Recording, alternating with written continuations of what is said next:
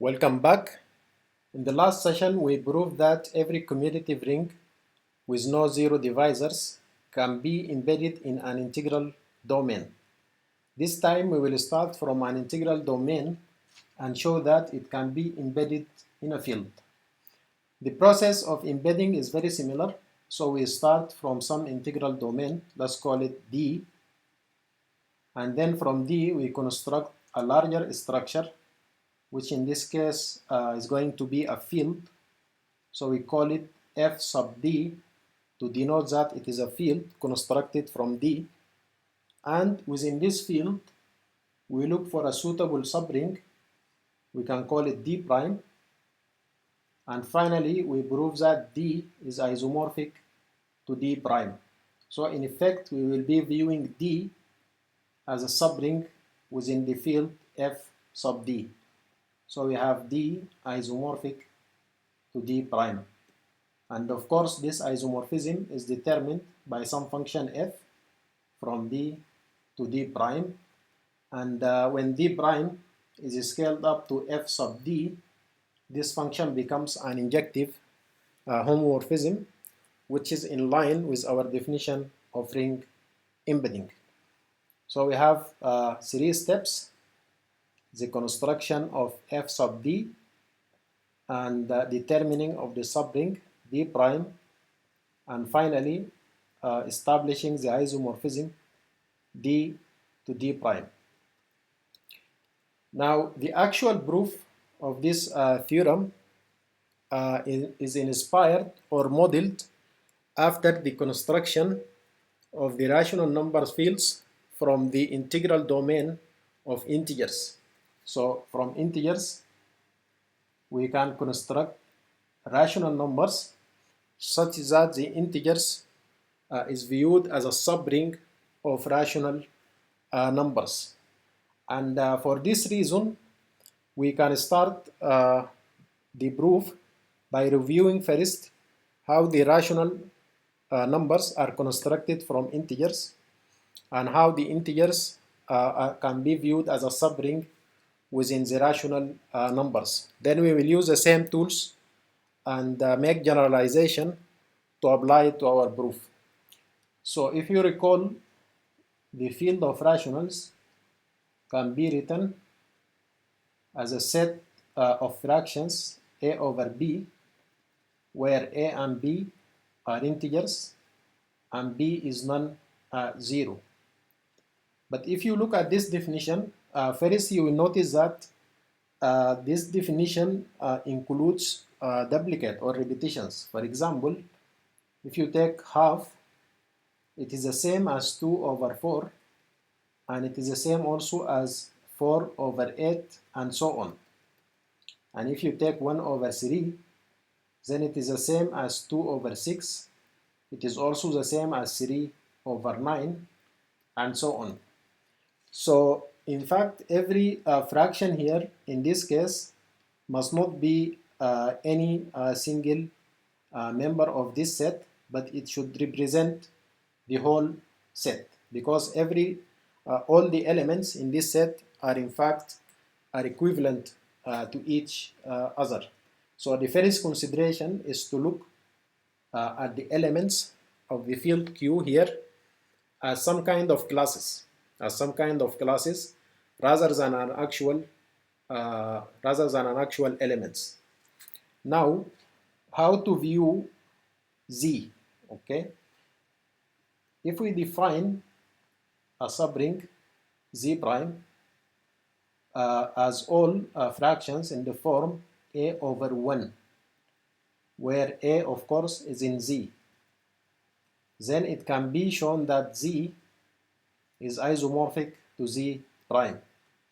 And this is how the integers can be viewed as a subring of the rational numbers. So we have a concept here of a class which will remind us of equivalence classes. By equivalent classes, remember we mean disjoint sets, and within each set the elements are equivalent to each other through some kind of relation. Okay, and this relation is equivalence relation if it satisfies three conditions.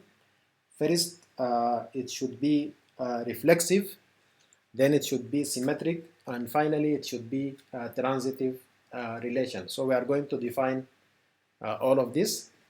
And here also in the ring of rationals, or the field of rationals, there are three important operations. First, the equality of rationals. So you have A over B uh, can equal C over D if and only if AD equal BC. And second, you have the addition in this field, that is A over B plus C over D equal AD plus BC over BD. And finally, you have the multiplication A over B times C over D, and this is equal AC over BD. Of course, B and D are non-zero. So these three things are going to be considered in our construction of the field F sub D. And now we move into starting a formal proof. So we start with the definition. Let D be an integral domain,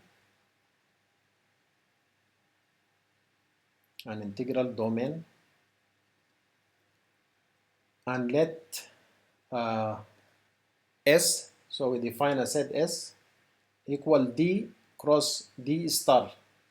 And we mean by D star here is D excluding the zero elements.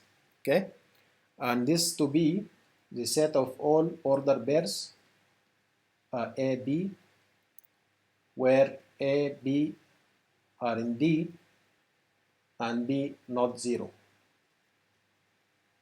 Okay, so instead of A over B here, okay, we are taking a representative as in a form of ordered pair. So from our list here, this can be 1, 2, 2, 4, and so on. Okay. Now we define an equivalence relation on this set S. Okay, and the equivalent relation defined has a purpose of representing all the fractions that is equal to be represented as one equivalence class. Okay, so we define it as follows. We define a relation, and then the relation takes this notation as follows. Relation on S. Okay, AB, the ordered pair AB, is related to the ordered pair CD if and only if AD, okay, AD equal BC. AD equal BC. This is the same concept of equality we had here from the rational numbers. Now we need to show that this relation defined this way is in fact an equivalence relation. So we have to show three things. First, we show that it is reflexive. Okay, that is AB is related to itself. Okay, so now AB of course is related to AB since AB equal BA. Why? Because the ring is commutative. Okay, so we can commute the elements. and for this reason they are equal according to the definition of the relation. Second, we have to show that it is symmetric. Okay, so assume that AB is related to CD, and of course we want to show that CD is related to AB. So this implies that AD equal BC. Okay, and this implies, because the ring is commutative, that DA equal CB. Okay, and this implies that CD is related to AB. So it is reflexive. Third, you have to show that it is transitive. So we let AB be related to CD, and CD is related, for example, to FG. Okay, and of course we want to show that AB is related to FG. Okay, now from here we have AB related to CD. This implies that AD equal BC. Okay, and we have also CD is related to FG. This implies that CG equal DF. Okay, now if we multiply both sides here by G, we obtain the following, that A D G equal B C G. Okay, now from here we have CG equal DF, so this equal B BDF. Okay, so we have A D G equal BDF. Okay, now D is non-zero according to our definition, so we can divide both sides by D, so this can be eliminated from both sides. So we have AG equal BF. We have AG equal BF, and this implies that AB is related to GF. Okay, AB is related to GF. So this proves that the relation is transitive, and therefore it is an equivalence relation. And as an equivalence relation, it must partition the set S in disjoint classes. So we have S here, and these relations partitions S completely into disjoint classes, and when these classes, when the union is taken over all of these classes, it gives us back S again. Okay,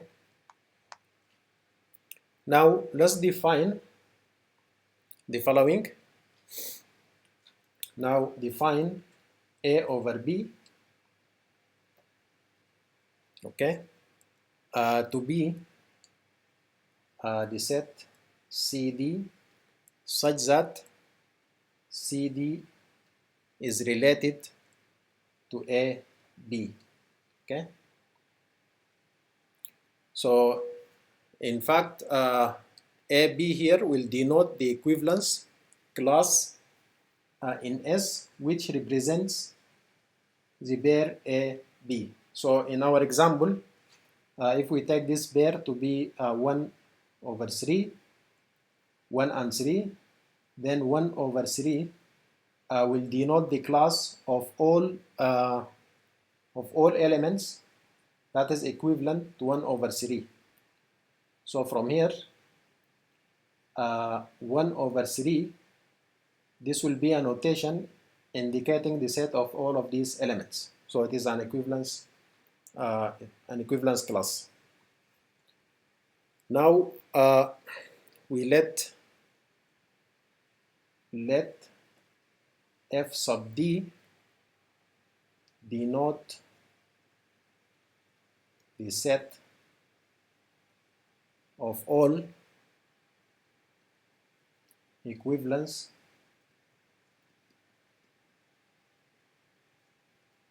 classes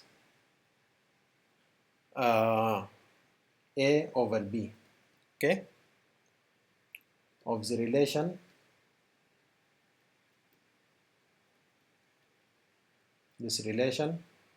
on S, okay.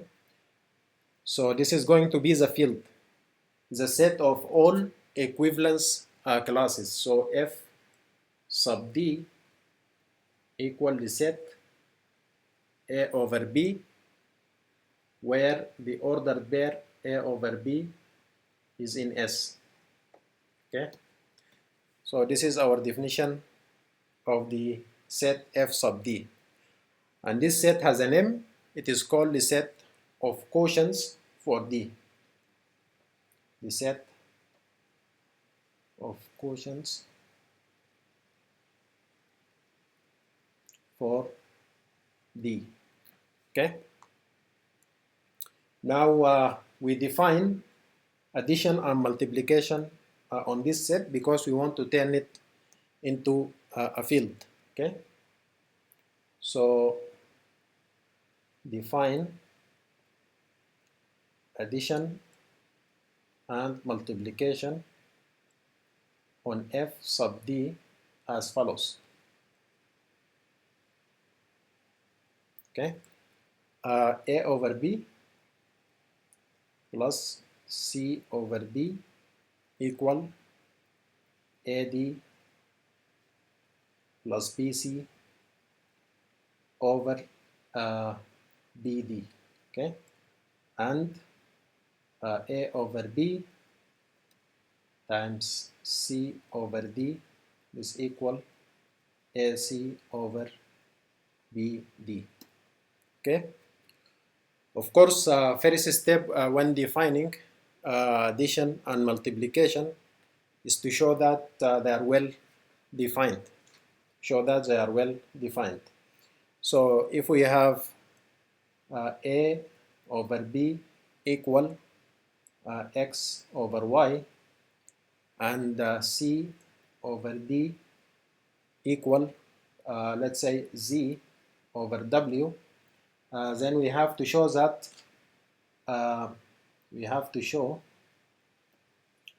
A over B plus C over D equal X over Y plus Z over W. And this is what is meant by a well-defined operation, is that you always get the same result regardless of the representatives of the elements you use in the operation.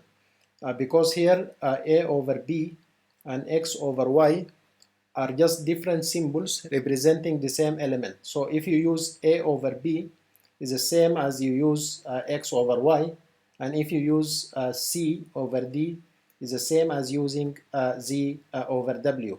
And if you just take example from our field of rationals, if you use 1 over half, is the same as you use 2 over 4, and if you use 1 over 3, this should be the same as using 2 over 6. So we always have half plus third equal 2 over 4 plus 2 over 6. Now how to proceed with this proof? You note that this equality hold if and only if the application of the definition of addition hold on both sides. So on the left side we have AD plus BC over BD. This must equal XW plus YZ over YW. Okay, and this in itself hold if and only if we apply the definition of equality that hold on both sides. So AD plus BC, so this multiplied here by YW equal XW plus YZ into BD. Okay, and of course this is true if the distribution works. So AD YW plus BC YW equal, I'm just distributing here over the addition, XW BD plus YZ BD. So let's call this star, and then we return back here to this equality. So we have A over B equal X over Y. This of course implies that AY equal BX. Okay. Now if we multiply both sides by DW, then we obtain AY DW equal BX DW. So let's call this 1. And we also have from C over D equal Z over W. So C over D equal Z over W. This implies that CW equal DZ. Now if we multiply both sides here by BY, we obtain CW BY equal DZ BY. So let's call this 2. Now by adding 1 and 2, we obtain AY DW plus CW BY equal BX DW plus DZ BY. Okay. Now if we compare, let's call this double star. This in fact is the same as a star. Okay.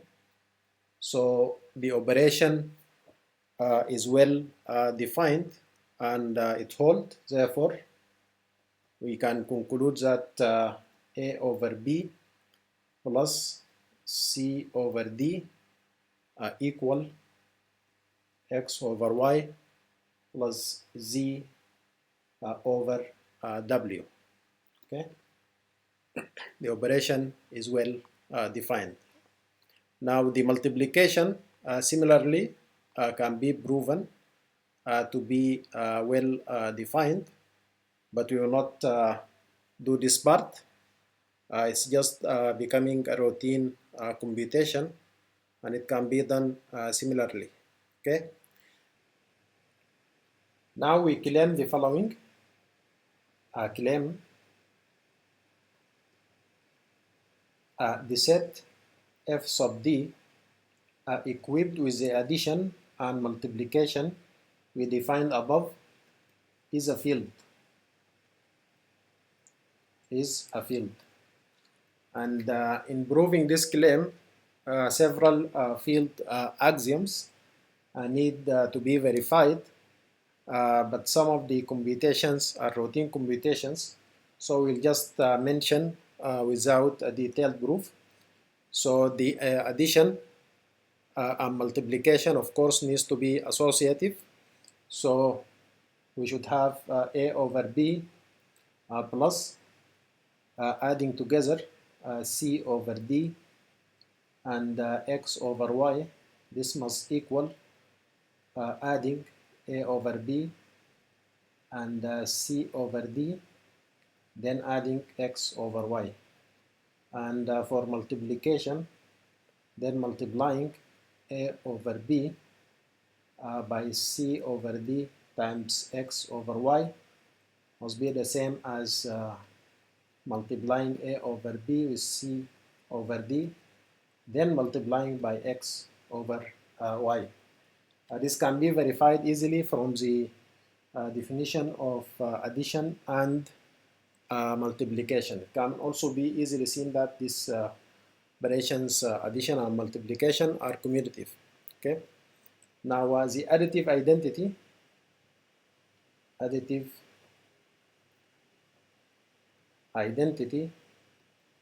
in f sub d is the element 0 over b for any b that is non-zero. So it is in d star. Okay, it doesn't matter which b it is, just any non-zero b. We will have 0 over b as additive identity, and this can be seen if we add any x over y. So x over y plus 0 over b, this equal x b plus 0 plus 0 dot y, and here is over y b. Okay, so this is over y b, and this equal xb over yb, and this equal x over y. And this is not because we are here cancelling b, and this because by the definition of the addition that x b y equal ybx. So we can consider it as cancellation, but the real interpretation is the definition of equality. Okay, and this is resulting from the commutativity of the integral domain D. Okay, now this is the additive identity. We have also additive inverse. So for each AB in f sub D, the additive inverse is minus A over B. Okay, so if we add this together, we have A over B plus minus A over B. This equal AB plus minus AB, and this is of course over B. So this equals 0 over B, which is the additive identity. Now I will do one calculation to show that the multiplication is distributive over addition, and this one is going to need little focus. So we want to show that x over y for any element, if we multiply it by a over b plus c over d, this must equal x over y multiplied by a over b plus x over y again multiplied by c over d. Okay, so this is what we need to prove. So on the left side, this equal x over y. Then from the definition of addition, we obtain here AD plus BC, and this is over BD. Okay, and on this side, we obtain XA over YB plus XC over YD, and again by addition also this equal XA times YD, XA YD plus YB XC all over Y square BD. Okay, so and on here this equal X, so AD plus BC. I'm just using multiplication with this element,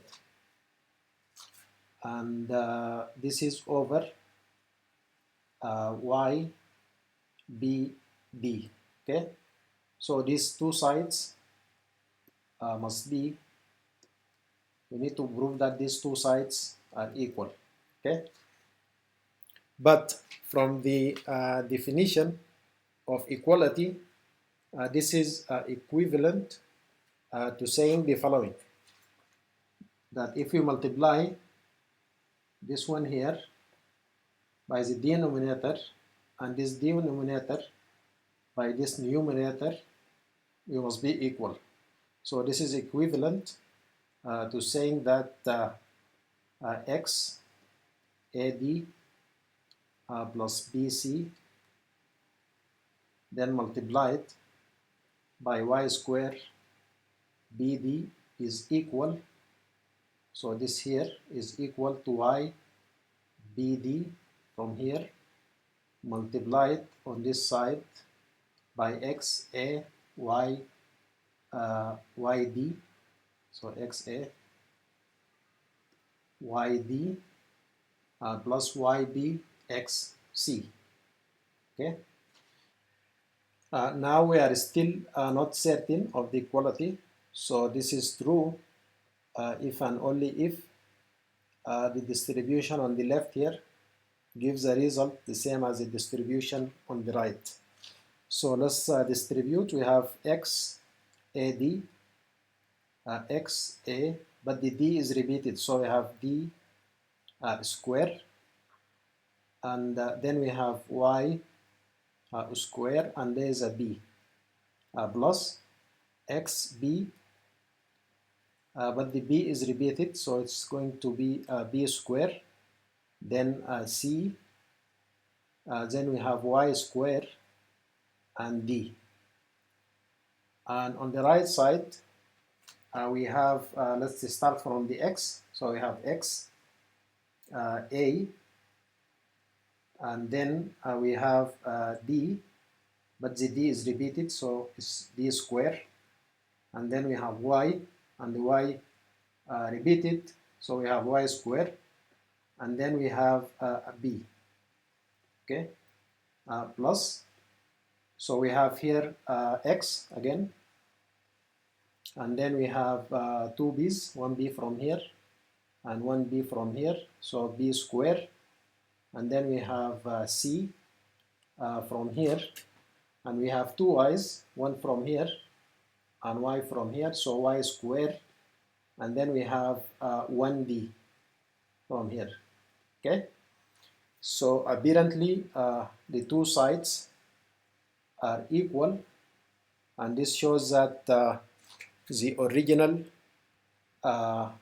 what we wanted to prove here is that they are actually equal. So we have proved that the multiplication is distributive over addition, and now we have two final points in proving that f sub d is a field.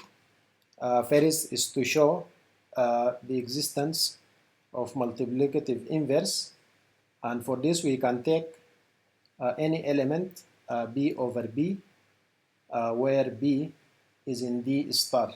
So b is non-zero element in the integral domain, and it is easy to show that this definition for the element makes it a multiplication identity, because for any x over y in f sub d, then x over y times b over b equal xb over yb, which equal x over y.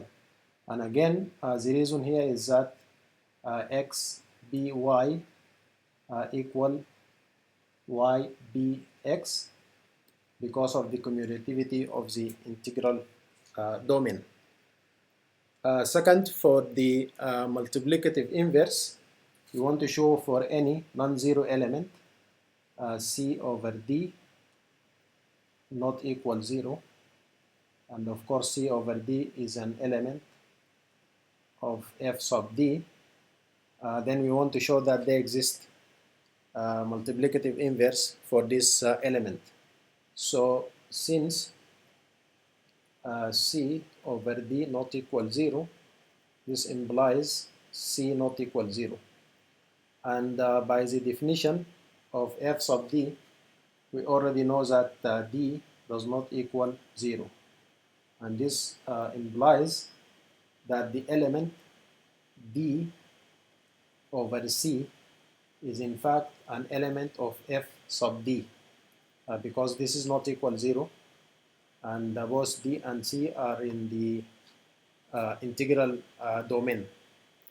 So now if we multiply c over d with d over c, we obtain the following.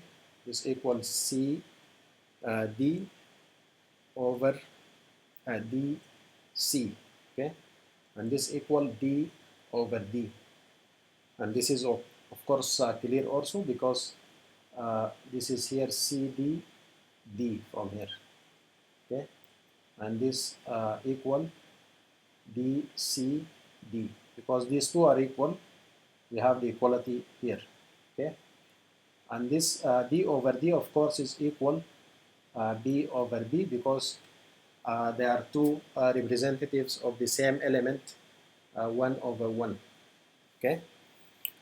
Now this is a multiplicative inverse, and it exists for every non-zero element, and therefore we can say that f sub d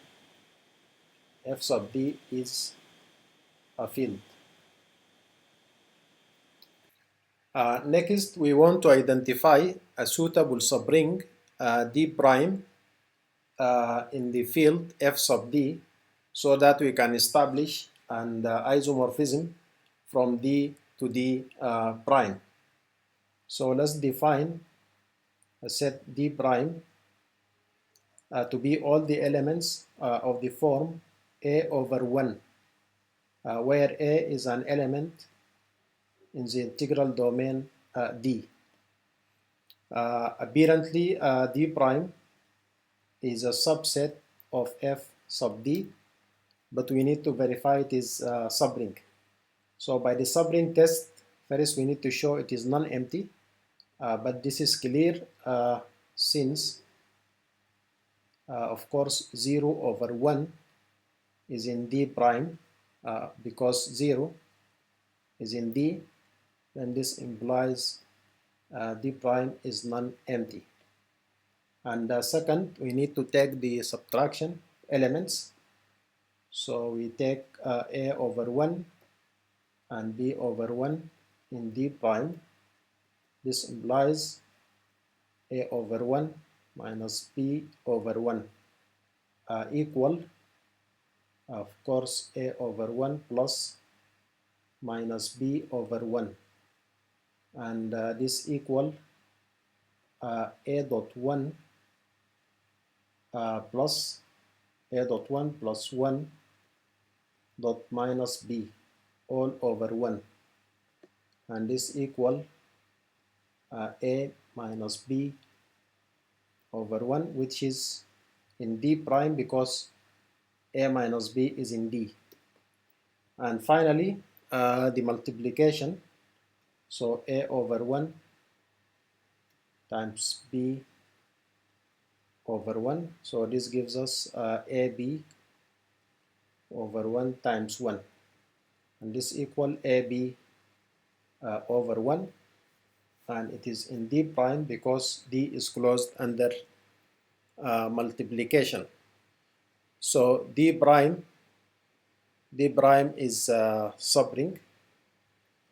So D prime is a subring. And finally, we want to show that D prime or D is isomorphic to D prime. Okay. So let's define some function. So define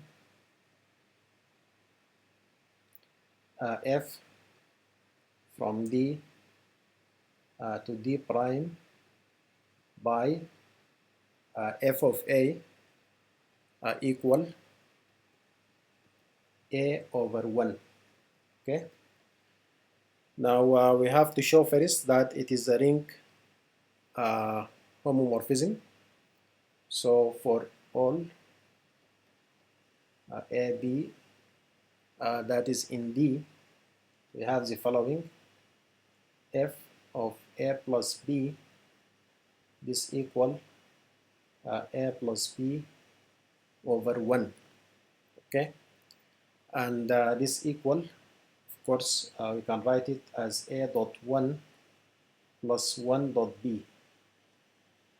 Okay, over, and we can write the one as 1 dot 1. Okay, and by the addition we can return this to the form a over 1 plus b over 1. Okay, and this is equal f of a plus f of b. Okay, and on the other hand, f of ab equal ab over 1, which we can write it as ab over 1 dot 1, and this is equal a over 1 dot b over 1, which is f of a dot f of b. So f is a ring. F is a ring homomorphism.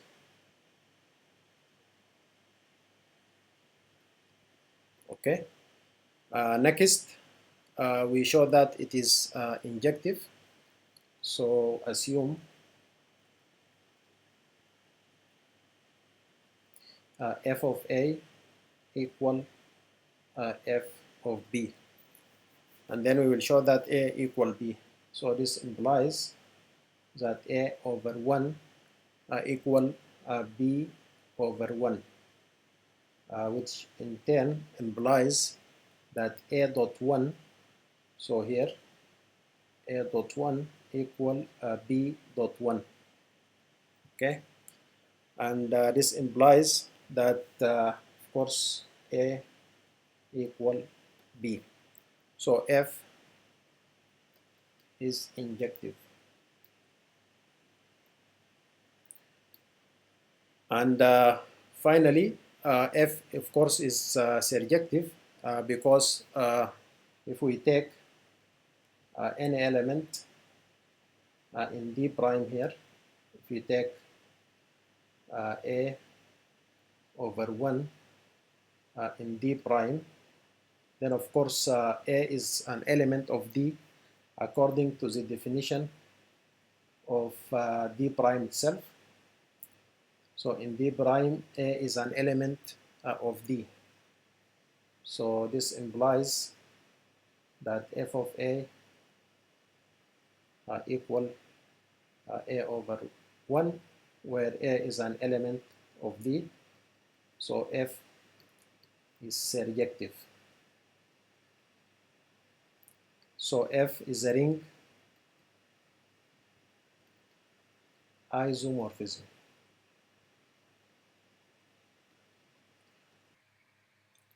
In other words, D is isomorphic to D prime.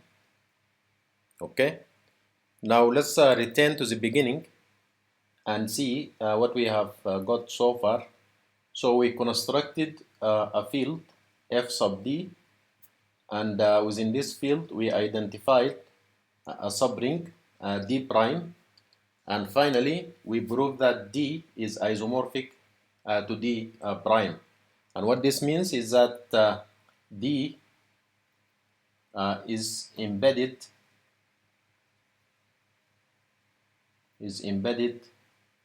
in f sub d.